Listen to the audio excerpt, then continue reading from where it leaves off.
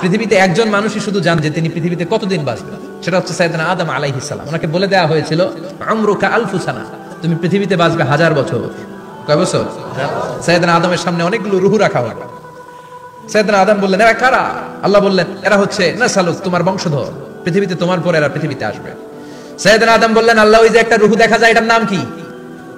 আল্লাহ বললেন, হাদা ইবনুকা দাউদ, এটা তোমার ছেলে দাউদ, সে দুনিয়াতে নবী হয়ে আসবে, তার ছেলে সুলাইমান নবী হয়ে আসবে। সাইয়েদনা আদম বললেন, মাবুদ, আমার ছেলে দাউদের কত বছর হায়াত আপনি দিয়েছেন? আল্লাহ বললেন, 40 সানা, মাত্র 40 বছর, 4 ইয়ার্স, 40 বছর তোমার ছেলেটা বাঁচবে। ও আল্লাহ, আমি বাঁচবো কয় বছর? তুমি বাঁচবে 1000 বছর। সুবহানাল্লাহ। সাইয়েদনা আদম বললেন, মাবুদ, এত ফুটফুটে সুন্দর আমার ছেলে দাউদ, মাত্র 40 বছর দিলেন কেন? জিদ মিন উমরিহি, বাড়ায়া দেন। কি করেন? সুপারিশ করতেছে পোলার লাইগা কে? বাবা। আল্লাহ আপনি বাড়ায়া দেন, আল্লাহকে বাড়ানো যাবে না।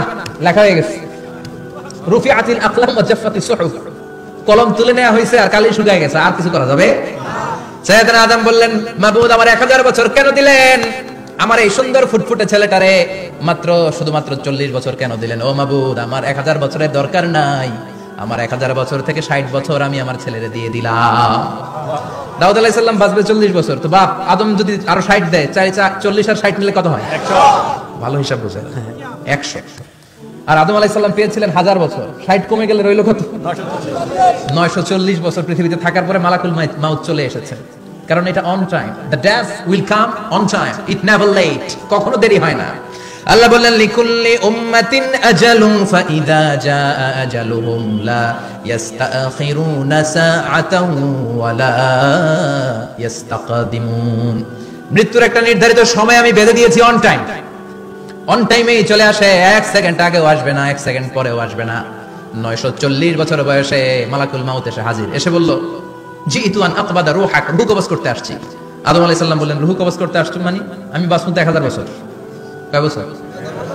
মালাকুল মাউত বললেন, না না, ওই যে আগের কথা স্মরণ করেন, আপনি 60 বছর দিয়া দিয়েছিলেন। কয় না, আমি দেই নাই, আমি আরো বাঁচুম, আরো 60 বছর পানা আছি, আমি দেই নাই। মালাকুল মাউত বললেন, আপনি দিয়েছেন? আদম বলে, দেই নাই। মালাকুল মাউত বলে, আল্লাহ ঘটনা দেখেন, দিয়া কয় দেই নাই। আল্লাহ কয়, থাক, কথা কইছ না, আয়া পড়। সুবহানাল্লাহ পড়ুন। নাসিয়া আদম ফানাসিয়া বানু, ভুলে গেছেন উনি। আমরা ভুলে যাই, আমরা খেয়ে বলছি খাই নাই, নিছিলাম পকেটে, কয় নেই নাই। এরকম ডাকাইত আছে না নাই? আছে। নাসিয়া আদম ফানাসিয়া বানু, বিশ্বনবী বললেন, আদম ভুলেছে তো তার সন্তানরাও ভুলে যায়। জাহাদা আদম ফাজাহাদাত যুররিয়াতু, আদম অস্বীকার করেছে, তার সন্তানরাও অস্বীকার করে। সেদিন থেকে আল কিতাব ওয়া শুহুদ, মানে লিখে রাখার সিস্টেম আর সাক্ষীর সিস্টেম চালু হয়েছে। সুবহানাল্লাহ পড়েন। সুবহানাল্লাহ। 940 বছর বয়সে মালাকুল মাউত এসে আদম আলাইহিস সালামের রূহ নিতে পারে নাই।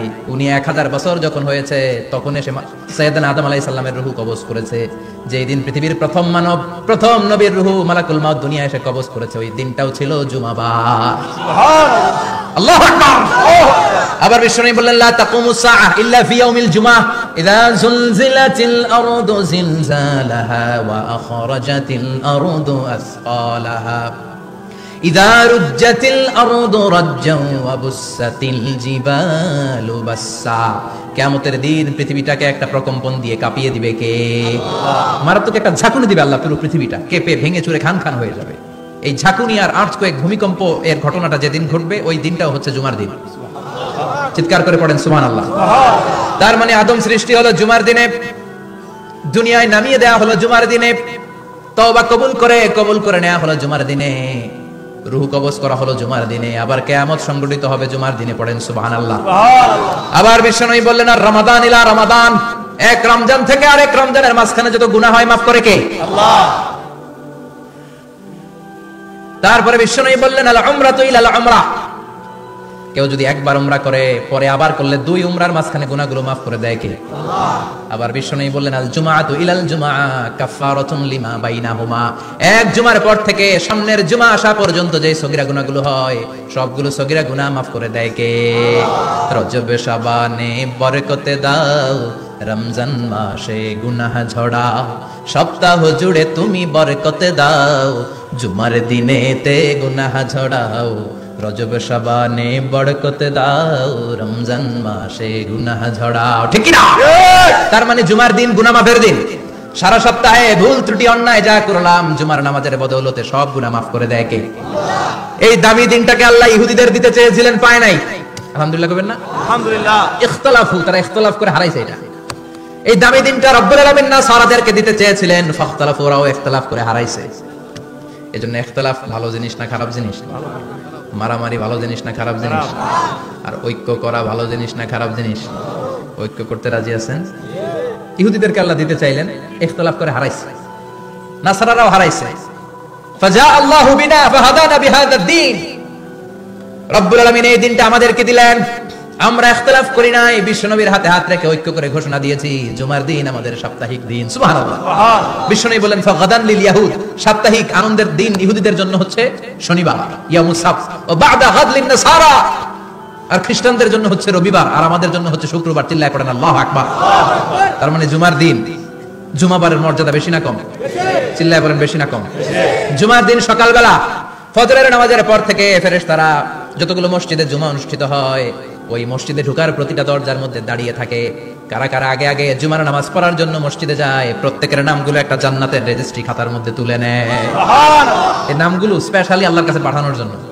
সুবহানাল্লাহ কইবেন না? সুবহানাল্লাহ। ডানে বায়ে সামনে পেছনে যতগুলো দরজা, প্রতিটা দরজায় ফেরেশতারা বসে থাকে। কে আগে আসলো নাম তুলে দেয়। তুলতে তুলতে তুলতে তুলতে খতিব সাহেব যখন খুতবা দেওয়ার জন্য মিম্বারে যেয়ে বসে যায়, ফেরেশতারা তাদের খাতা বন্ধ করে তারাও খতিব সাহেবের সামনে জুমার খুতবা শোনার জন্য বসে যায়। পড়েন সুবহানাল্লাহ। প্রথম জুমার দিন জুমার মসজিদে যে ঢুকবে, বিশ্বনবী বললেন আল্লাহর রাস্তায় একটা উট কুরবানি দিলে যেই সওয়াব, এই সওয়াব আল্লাহ আমলনামায় দিয়ে দেয়। দ্বিতীয় পর্যায়ে যে ঢুকে, বিশ্বনবী বললেন বাকারা, গরু কুরবানির সওয়াব পায়। তিন নম্বরে যে ঢুকবে, বিশ্বনবী বললেন কাবসা, হাদিসের ভাষায় এসেছে আল কাবাস, কাবাস মানে হলো বকরি, বকরি কুরবানির সওয়াব। চার নম্বরে যে ঢুকবে তার হচ্ছে দাজাজা, দাজাজা মানে মুরগি। পাঁচ নম্বরে যে ঢুকবে, বিশ্বনবী বললেন বাইদা, নোয়াখালীরা কয় বয়দা, আমরা কই আন্ডা, কুমিল্লায় কই ডিম। আছে না নাই? এক দেশের কত ভাষা, এক দেশের গালি আরেক দেশের বুলি। আমরা বলি ছেলে, কুষ্টিয়ায় বলে পুত্র, আরেক জায়গায় গেলে বলে হুত, আরেক জায়গায় গেলে বলে ফোয়া। আছে না নাই? আছে। এক এলাকায় বলে বেটা ছেলে, ছেলেদেরকে বেটা ছেলে, মরদ হওয়া, মরদ হওয়া হচ্ছে না, মরদ হওয়া হবে। আহা, কি ভাষার বৈশিষ্ট্য! তো যেটা আমরা বলি ডিম, কোথাও বলে আন্ডা, কোথাও বলে বয়দা। তো এই বয়দা আল্লাহর রাস্তায় দান করে দিলে যেই সওয়াব, পঞ্চম ব্যক্তি ওই সওয়াব পাবে। এই পাঁচজনের পরে আর লেখালেখি নাই, বাকিদেরটা নরমাল এন্ট্রি করে সব ফেরেশতারা খুতবা শোনার জন্য বসে যায়। সুবহানাল্লাহ। সুবহানাল্লাহ। তো জুমার দিন আগে আগে যাবেন তো ইনশাআল্লাহ। সবাই রাজি আছেন? ইনশাআল্লাহ। চিৎকার করে পড়েন ইনশাআল্লাহ। ইনশাআল্লাহ। আলহামদুলিল্লাহ, আমরা এই জুমার দিনটাকে রাষ্ট্রীয় ছুটির দিন হিসেবে পেয়েছি, পাইছি না? 1984 সালে হুসাইন মোহাম্মদ এরশাদ সাহেব এই ভালো কাজ করছিলেন। উনি সব করছে জীবনে, স্বৈরাচারীও করছে, ভালো কাজও করছে। ঠিক। তো খারাপটা আর আমরা না বলি, যেটা ভালো এটাই বলি। ঠিক। উনার কারণে আজ অবধি এই 84 থেকে আজ 34 বছর বাংলাদেশের রাষ্ট্রীয়ভাবে সাপ্তাহিক ছুটির দিন কোনটা? আলহামদুলিল্লাহ কইবেন না?